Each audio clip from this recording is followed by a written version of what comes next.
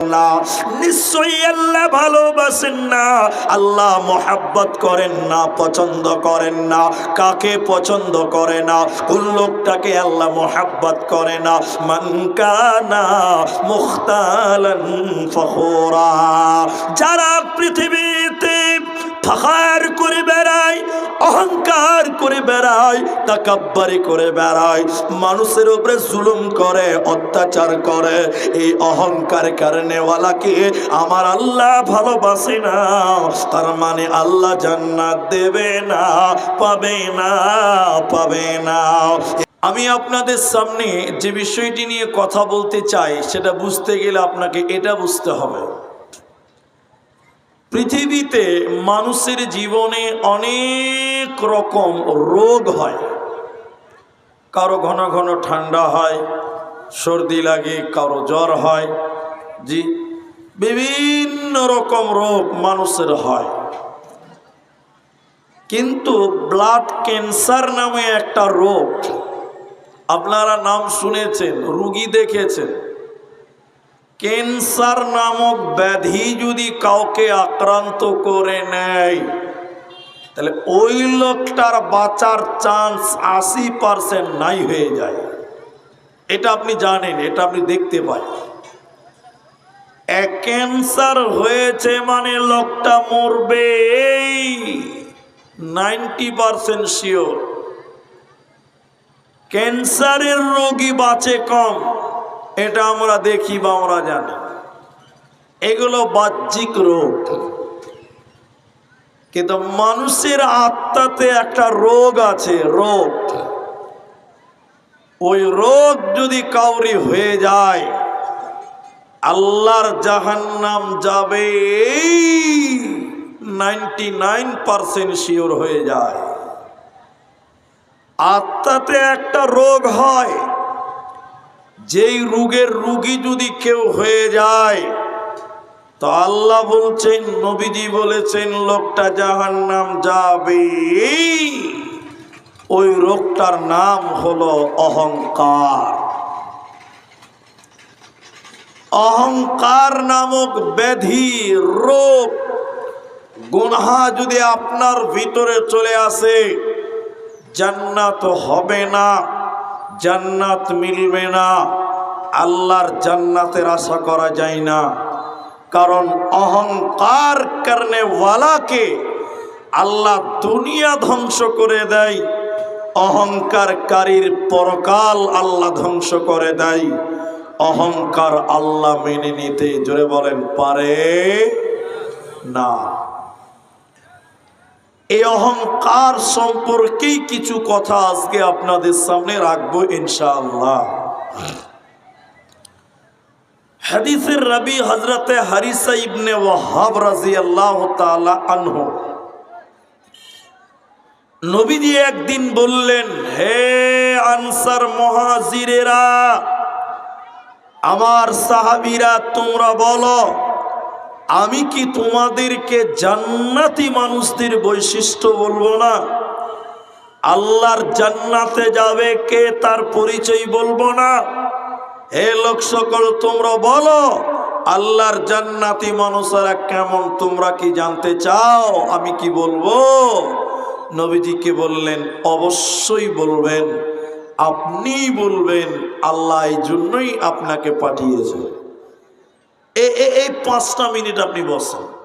এবার নবীজি বললেন, দুর্বল লোক, জয়ীফ লোক, কমজোর লোক, মানে যার ভিতরে কোন রকম অহংকার ছিল না, গ্রামে যার কোনো মূল্য নেই, গ্রামের লোক যাকে গুরুত্ব দিত না, কমজোর লোক, এরকম কমজোর অহংকার মুক্ত লোক আল্লাহর জান্নাতে যাবে। নবী মুহাম্মদ বললেন, বলুন সুবহানাল্লাহ।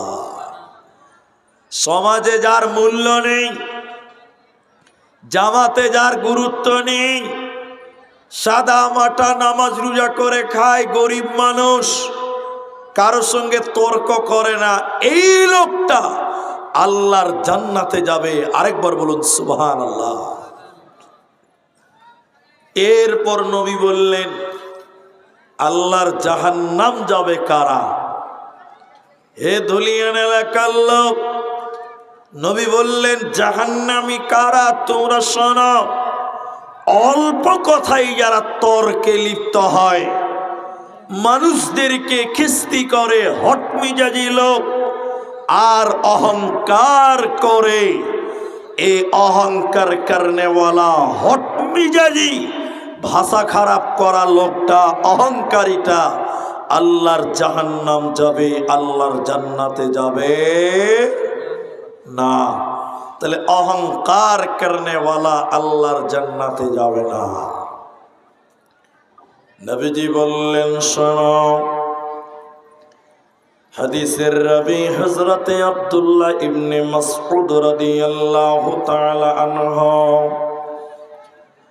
নবীজি বললেন কারো ভিতরে যদি সরিষা পরিমাণ ঈমান থাকে, কোন মানুষের ভিতরে কিঞ্চিত পরিমাণ যদি ঈমান পাওয়া যায়, বিন্দু পরিমাণ যদি ঈমান থাকে, সরিষা পরিমাণ যদি ঈমান থাকে, এই লোককে আল্লাহ জান্নাতে দেবে, এই লোককে আল্লাহ জাহান্নাম দেবে না, যাবে না।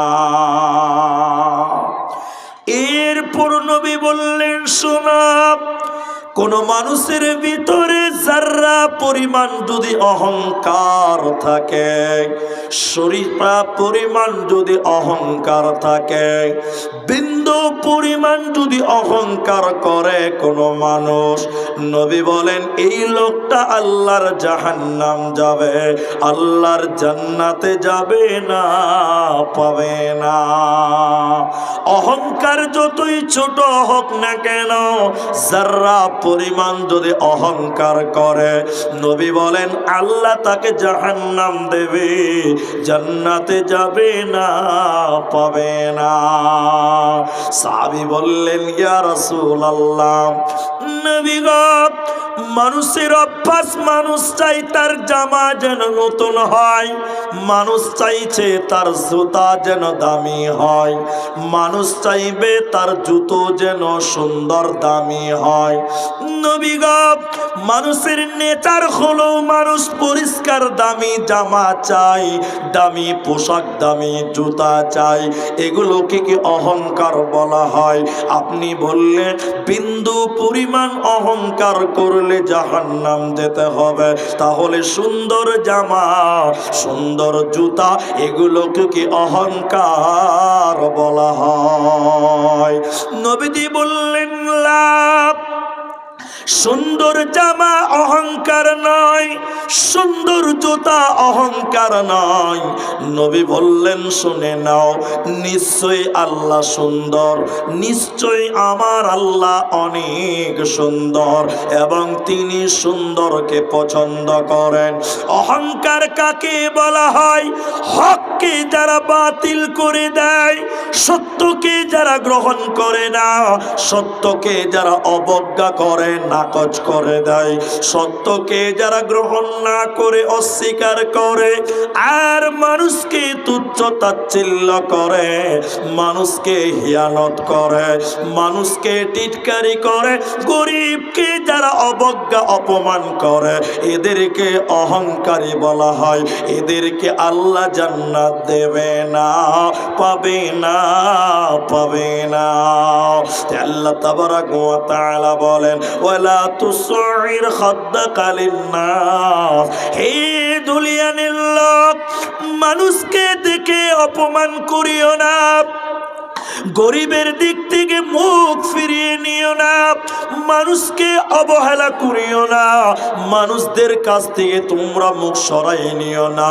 ওয়ালা তুসইর খাদ্দাকা লিন-নাস, তোমরা মানুষের কাছ থেকে মুখ ফিরিও না। ওয়ালা তামশি ফিল আরদি মারহা, আর জমিনে তুমি চলবে, এই দুনিয়াতে তুমি যখন চলবে, মানুষকে কষ্ট দিয়ে তুমি চলবে না, দাম্ভিকতার জীবন করবে না, অহংকার করে দুনিয়ায় চলিও না। আল্লাহ অহংকারকে পছন্দ করে না। তাই আমার আল্লাহ কোরআনে বলেন, সাবধান হয়ে দুনিয়ায় চলো, গরিবের মতন দুনিয়ায় চলো। অহংকার করা যাবে না, চলবে না, পারবে না।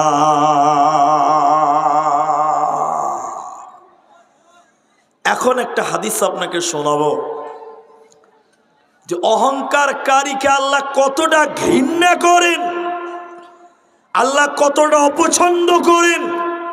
এই হাদিসটা শুনেন আমার মা, যারা রূপের অহংকার, টাকার অহংকার, ডিগ্রির অহংকার, সার্টিফিকেটের অহংকার, জমি জায়গার অহংকার, প্রতিষ্ঠিত হয়ে গেছেন, অহংকার করেন, এই সমস্ত যুবকেরা, ওই সমস্ত বোনেরা, ওই সমস্ত বাবাজিরা, আপনাদের জন্য এই হাদিসটি যথেষ্ট হবে। একজন বিখ্যাত তাবিঈ আমর ইবনে শুআইব আন আবিহি ওয়া জাদ্দিহি, তিনি তার বাপ এবং তার দাদার কাছ থেকে বর্ণনা করছেন। এদিকে দেখেন, ও ভাই আমার দিকে দেখেন, একটু নজর করেন। নবী বললেন, কিয়ামতের দিন কিছু মানুষকে আল্লাহ পিপিলিকার সমান সমান বানাবেন। পিপিলিকা, পিপিলিকা বুঝেন তো? পিঁপড়ে, পিঁপড়ের পিঁপড়ে। কিছু মানুষকে আল্লাহ পিঁপড়ার সমান সমান, ক্ষুদ্র ক্ষুদ্র ছোট ছোট করে মানুষকে বানাবেন পিঁপড়ার সমান। বলে মৌলী সাহেব, তাহলে সে কি পিঁপড়া? না, সে মানুষ। তার পা থাকবে, মাথা থাকবে, হাত থাকবে, চোখ থাকবে, কান থাকবে, এইরকম মানুষের মতন, কিন্তু সাইজ হবে ছোট। কার মতন? পিঁপড়ার মতন হবে। তিনি বললেন, এই পিপিলিকার সমান সমান মানুষকে কিয়ামতের দিন তাদের অপমান তাদের বেষ্টন করে রাখবে, লাঞ্ছনা তাদেরকে ঘিরে রাখবে। গোটা কিয়ামতের ময়দানে তাদেরকে মানুষ দেখবে, অপমান তাদের চতুর্দিকে ঘিরে থাকবে। গরুর রাখালেরা গরুকে পিটাতে পিটাতে ময়দানে নিয়ে যায়। নবীজি বললেন, এই পিঁপড়ার সমান সমান মানুষগুলোকে পিটাতে পিটাতে কিয়ামতের দিনে জাহান্নামের ভিতরে নিয়ে যাবে। জাহান্নামের ভিতরে একটা জেলখানা আছে, ওই জেলখানাটার নাম বাউলাস। জেলখানাটা কেমন? বহরমপুরে জেলখানা আছে, মালদা বালুরঘাটে জেলখানা আছে, দমদম কলকাতা শিলিগুড়িতে আপনার জেলখানা আছে। জাহান্নাম তো নোংরা জায়গা, জাহান্নাম তো ভয়ঙ্কর জায়গা। জাহান্নামের ভিতরে জেলখানা, জেলখানাটা কত ভয়ঙ্কর। উপরে কোনো ছাদ থাকবে না, টিন থাকবে না, এলভেস্টার থাকবে না, আপনার মাথার উপরে তিরপাল দেওয়া আছে। ওই জেলখানার উপরে আগুন জ্বলবে, জেলখানার উপরে আগুন জ্বলবে, দেওয়ালের চতুর্দিকে আগুন থাকবে, চতুর্দিকে আগুন থাকবে। এই লোকগুলোকে পিঁপড়া সমান সমান পিটিয়ে পিটিয়ে পিটিয়ে পিটিয়ে বাউলাস নামক জেলখানায় ভরা হবে, আর দরজাতে তালা লাগিয়ে দেওয়া হবে। এই পিঁপড়া সমান সমান লোকেরা আগুনের ভিতরে যাবে, কুলুর খানের মতন দৌড়ে দৌড়ে বেড়াবে।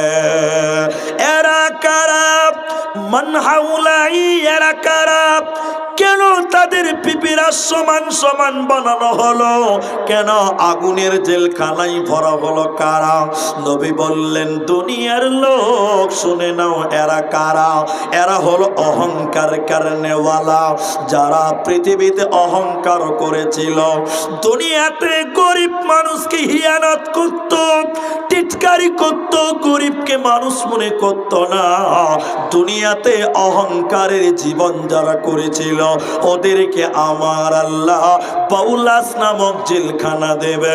এরা মাথা টুকে মরে গেলে আল্লাহর জান্নাতে যাবে না, পাবে না, পাবে না। যদি কোরআন হাদিস না মানি জীবনে কি হবে গো মৃত্যুর পরে? যদি কোরআন হাদিস না মানি জীবনে কি হবে গো মৃত্যুর পরে? চার মাযহাবকে ফরজ নিয়েছি, এক মাযহাবের আমল করেছি। কোরআন হাদিসের দিকে দেখিনি তো ফিরে কি হবে গো মৃত্যুর পরে? কি হবে গো মৃত্যুর পরে? যদি কোরআন হাদিস না মানি জীবনে কি হবে গো মতের পরে? বন্ধু, অহংকারকারীকে আল্লাহ এরকম লাঞ্ছনাদায়ক শাস্তি দেবেন। এখন আপনাদের এটা গল্প শোনাও। আপনি বলবেন যে বক্তা সাহেব এই জালসাতে কেন গল্প শোনাবেন? আপনি কি টাইম কাটাতে চাইছেন? জি না, গল্পতেও অনেক সময় জ্ঞান আছে, আছে না? এটা হ্যাঁ না বলেন? আমাদেরকে অনেকেই বলে যে আপনারা টাইম পাস করার জন্য বলছেন। জি না, আল্লাহর কসম, হাদিস কোরআন কম আছে, গল্প কম আছে। জি, হাদিস কোরআনে আল্লাহ কোরআনে পাথরের কথা বলেছেন, লোহার কথা বলেছেন। কোরআনে লোহার কথা আছে, আছে না? কি লোহা কি নামাজ পড়বে? তো কোরআনে লোহার কথা আল্লাহ বললেন কেন? দুটা মানুষের কথা বলতো, তাও বুঝতাম যে নামাজ রোজা মানুষ করবে, তাই মানুষের কথা বলা আছে। তো লোহার কথা বললেন সূরা হাদীদ, লোহা। আল্লাহ কোরআনে পিঁপড়ার গল্প করেছে, পিঁপড়া পিঁপড়া পিঁপড়া। তো পিঁপড়া কি রোজা রাখবে নাকি? তাহলে পিঁপড়ার কথা আল্লাহ কোরআনে বললেন কেন? সূরা নামাল, নামলুন মানে পিঁপড়া। আল্লাহ হাতির কথা বলেছে কোরআনে, হাতির কথা কোরআনে। সূরা ফিল, ফিল মানে হাতি। তা হাতির কথা আল্লাহ কোরআনে বলেছে, তাহলে হাতি কি করবে? আল্লাহকে মানবে? আল্লাহর ইবাদত করবে না। আল্লাহ বুঝাতে গিয়ে কোরআনে পিঁপড়ার কথা বলেছেন, আল্লাহ হাতির কথা বলেছেন, উটের কথা বলেছেন। আফালা ইয়ানদুরুনা ইলাল ইবিলি কাইফা খুলিকাত। আল্লাহ ওখানে হাতির উটের কথা বলেছেন কেন? মানুষকে বুঝাবার জন্য। আল্লাহ কখনো পাহাড়, কখনো নদী, কখনো হাতি, কখনো ঘোড়া, কখনো উট, কখনো পিঁপড়ার কথা বলেছেন কেন? মানুষের জন্য বুঝতে সুবিধা।